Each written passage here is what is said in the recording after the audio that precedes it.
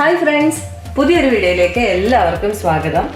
അപ്പോൾ ഇന്ന് നമ്മൾ തയ്യാറാക്കാനായിട്ട് പോകുന്നത് ഒരു പുളിശ്ശേരിയാണ്. അപ്പോൾ ഇതെങ്ങനെയാണ് തയ്യാറാക്കുന്നതെന്ന് നമുക്ക് നോക്കാം. ഒരു മിക്സിയുടെ ജാറിലേക്ക് ഞാനിവിടെ 2 കപ്പ് തൈര് എടുത്ത് വെച്ചിട്ടുണ്ട്. ഒരുപാട് പുളിയുള്ള തൈരൊന്നുമല്ല, ഇതിപ്പോൾ 2 കപ്പുണ്ട്. ഇതിലേക്ക് കുറച്ച് വെള്ളം ചേർത്ത് കൊടുക്കാം.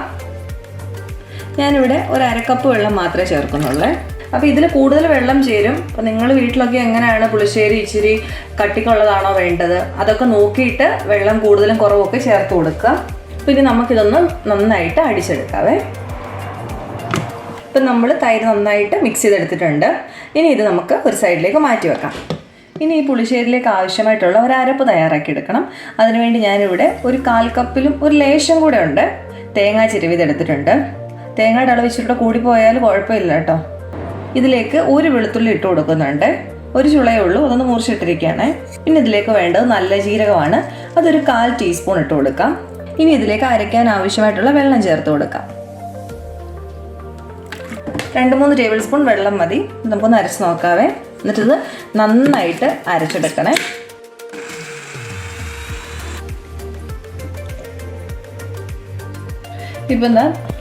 ഇപ്പം അരപ്പും റെഡി ആയിട്ടുണ്ട്. നന്നായിട്ട് അരഞ്ഞു കിട്ടണേ.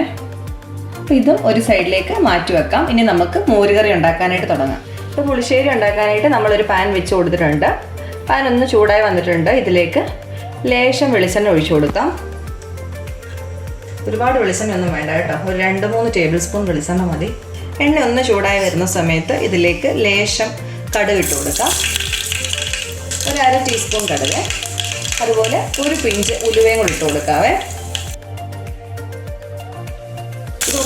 ഇതൊന്ന് പൊട്ടി വരുന്ന സമയത്തേക്ക് ഇതിലേക്ക് ഇഞ്ചി, വെളുത്തുള്ളി, പച്ചമുളക് ചേർത്ത് കൊടുക്കാം. വെളുത്തുള്ളി ഒരു 2 അല്ലി എടുക്കാം. അതുപോലെ ഇഞ്ചി ഒരു ചെറിയ കഷ്ണം മതി. പച്ചമുളക് എരിവിനനുസരിച്ച് 3-4 ചേർത്ത് കൊടുക്കാവേ. ഈ കൂട്ടത്തിൽ ഞാനൊരു 2 ഉണ്ടമുളകും കൂടെ ഇട്ട് കൊടുക്കുന്നുണ്ട്. ഇതെല്ലാം ഒന്ന് നമുക്ക് നന്നായിട്ടൊന്ന് വഴറ്റിയെടുക്കണം. ഇപ്പോൾ ഇതൊക്കെ നായി വന്നിട്ടുണ്ട്. ഇനി ഇതിലേക്ക് ചേർത്ത് കൊടുക്കാൻ പോകുന്നത് മഞ്ഞൾപ്പൊടിയാണ്. ഒരു 1/4 ടേബിൾ സ്പൂൺ മഞ്ഞൾപ്പൊടി ചേർത്ത് കൊടുക്കാം. ഇതൊന്ന് മിക്സ് ചെയ്തെടുക്കാവേ. നിങ്ങളുടെ കയ്യിൽ ഉലുവയായിട്ട് ഇല്ലെങ്കിൽ ഈ സമയത്ത് ഉലുവാപ്പൊടി ചേർത്ത് കൊടുക്കണം കേട്ടോ.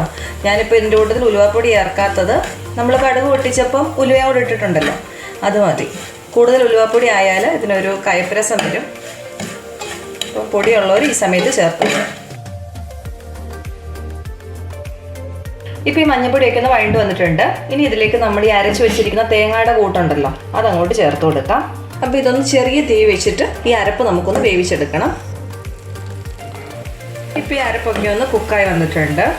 ഇനി നമുക്കിതിലേക്ക് മോര് ചേർത്ത് കൊടുക്കാം.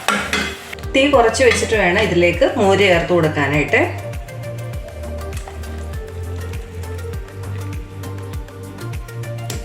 ഇനി ഇത് നന്നായിട്ടൊന്ന് മിക്സ് ചെയ്തെടുക്കാം. അപ്പം ഞാനിവിടെ ഉണ്ടാക്കിയിരിക്കുന്നത് നന്നായിട്ട് കുറുകിയിരിക്കുന്ന പുളിശ്ശേരിയാണ്. അപ്പോൾ ഇതിൽ ഞാൻ മുമ്പ് പറഞ്ഞ കുറച്ചുകൂടെ വെള്ളം ചേരും. അപ്പം നിങ്ങൾക്ക് അങ്ങനെ ഇഷ്ടമാണെങ്കിൽ ഈ സമയത്ത് കുറച്ചുകൂടെ വെള്ളം ഇതിലേക്ക് ചേർത്ത് കൊടുക്കാം. ഇനി ഇത് കൈ എടുക്കാതെ ഇങ്ങനെ ചെറിയ തീയിൽ ഇളക്കിക്കൊണ്ടിരിക്കണം. തീ കൂട്ടി വെക്കരുത് കേട്ടോ, ഇത് പിരിഞ്ഞു പോകാൻ സാധ്യതയുണ്ട്. അതുകൊണ്ട് ചെറിയ തീ വെച്ചിട്ട് വേണം കുക്ക് ചെയ്യാനായിട്ട്. തിളപ്പിക്കൊന്നും ചെയ്യരുത്, തിളച്ച് കഴിഞ്ഞാൽ ഇത് പിരിഞ്ഞു പോകും. പിന്നെ ആവി വരുമല്ലോ, ആവി ഇങ്ങനെ പൊങ്ങി വരുന്നത് കാണുമ്പം അല്ലെങ്കിൽ ഒന്ന് ചൂടാവുമ്പോൾ അങ്ങ് ഓഫ് ചെയ്താൽ മതി. ഈ അരപ്പും മോരും കൂടെ ഒക്കെ നന്നായിട്ട് മിക്സ് ചെയ്തെടുക്കണം. പിന്നെ ഇതിലേക്ക് ഈ സമയത്ത് ഒന്നും ഉപ്പിട്ട് കൊടുക്കരുത്. ഉപ്പിട്ട് കൊടുത്താൽ ഇത് പിരിഞ്ഞു പോകും.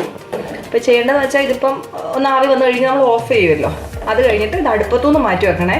അടുപ്പത്തിരുന്നാൽ വീണ്ടും ഇതിലേക്ക് ചൂട് വരും, എന്നിട്ട് പിന്നെ അത് പിരിയാനുള്ള സാധ്യതയുണ്ട്. അതുകൊണ്ട് ഇതായി കഴിഞ്ഞ ഉടനെ അടുപ്പത്തുനിന്ന് എടുത്ത് മാറ്റി വെക്കണം. എന്നിട്ട് നന്നായിട്ട് ചൂടാറിയതിന് ശേഷം മാത്രമേ ഇതിലേക്ക് ഉപ്പിട്ട് കൊടുക്കാവേ. അപ്പോൾ ഇതിന് നന്നായിട്ട് ആവിയൊക്കെ വന്നിട്ടുണ്ട്. അപ്പോൾ ഞാനത് ഓഫ് ചെയ്യുവാണേ. എന്നിട്ട് നമുക്ക് നേരെ എടുത്ത് മാറ്റി വെക്കാം. ഇപ്പം ഞാൻ ഈ മോര് വേറൊരു പാത്രത്തിലേക്ക് മാറ്റിയിട്ടുണ്ട്. ആ പാത്രത്തിൽ ഇരുന്നാൽ ചൂടല്ലേ, അതുകൊണ്ട് ഞാൻ മാറ്റി വെച്ചതാണ്. അപ്പോൾ നമുക്ക് ഇനി ലാസ്റ്റായിട്ട് ഒരു കാര്യം കൂടെ ഒന്ന് ചെയ്യാനുണ്ട്. ഇത് ഓപ്ഷണലാണ്, നിങ്ങൾക്ക് വേണമെങ്കിൽ മാത്രം ചെയ്യുക. നമ്മൾ അതിൻ്റെ അകത്ത് കടുക് പൊട്ടിച്ചതാണ് ആദ്യം തന്നെ, പക്ഷേ ഞാനിപ്പോൾ ലാസ്റ്റായിട്ട് ഒന്ന് കടുക് പൊട്ടിക്കുന്നുണ്ട്, ഒരു ലേശം. ഇത് ഓപ്ഷണലാണ്, നിങ്ങൾക്ക് വേണമെങ്കിൽ മാത്രം ചെയ്താൽ മതി. ഞാൻ നേരത്തെ തന്നെ നമ്മൾ കടുക് പൊട്ടിച്ചിട്ടുണ്ടല്ലോ, അതുകൊണ്ട് വേണമെന്ന് നിർബന്ധമില്ല. പക്ഷേ ഇങ്ങനെ ചെയ്താൽ ഒരു ടേസ്റ്റ് കൂടുതലുണ്ട്. പിന്നെ മാത്രമല്ല, എനിക്ക് ഫോട്ടോ എടുക്കുമ്പോൾ ഒരു ഇച്ചിരി കൂടി ഒരു ലുക്കൊക്കെ കിട്ടാനായിട്ടൂടെയാണ് ഞാനിങ്ങനെ ചെയ്യുന്നത്. ഞാനിപ്പോൾ ഒരു ലേശം കടുക് പൊട്ടിച്ച് അതിലേക്ക് ഒരു തണ്ട് കറിവേപ്പിലയും ഒരു മുളകും കൂടെ ഇട്ടൊന്ന് എടുത്തിട്ടുണ്ട്. ഇത് നിങ്ങൾ വേണമെങ്കിൽ ചെയ്താൽ മതി. ഞാൻ പറഞ്ഞു ഇങ്ങനെ ചെയ്താൽ ഇച്ചിരി കൂടി ടേസ്റ്റ് ഉണ്ട്. ചെയ്യണമെന്ന് നിർബന്ധമില്ല. നമ്മൾ നേരത്തെ തന്നെ ഒന്ന് കടുക് പൊട്ടിച്ചിട്ടുണ്ട്. പിന്നെ ഫോട്ടോയും കൂടെ എടുക്കേണ്ടതുകൊണ്ട് ഇച്ചിരി ഒരു ലുക്കിനോടെയാണ് ഞാനിങ്ങനെ ചെയ്യുന്നത്. ഇത് നിങ്ങൾക്ക് വേണ്ടെങ്കിൽ ഒഴിവാക്കിയേക്ക്. അപ്പോൾ ഇത് വിളമ്പുന്നതിന് മുമ്പായിട്ട് നന്നായിട്ട് ചൂട് പോയതിന് ശേഷം ഉപ്പൂടി ഇട്ട് കൊടുക്കണേ. അപ്പോൾ ഇത്രയേ ഉള്ളൂ നമ്മുടെ ഇന്നത്തെ റെസിപ്പി.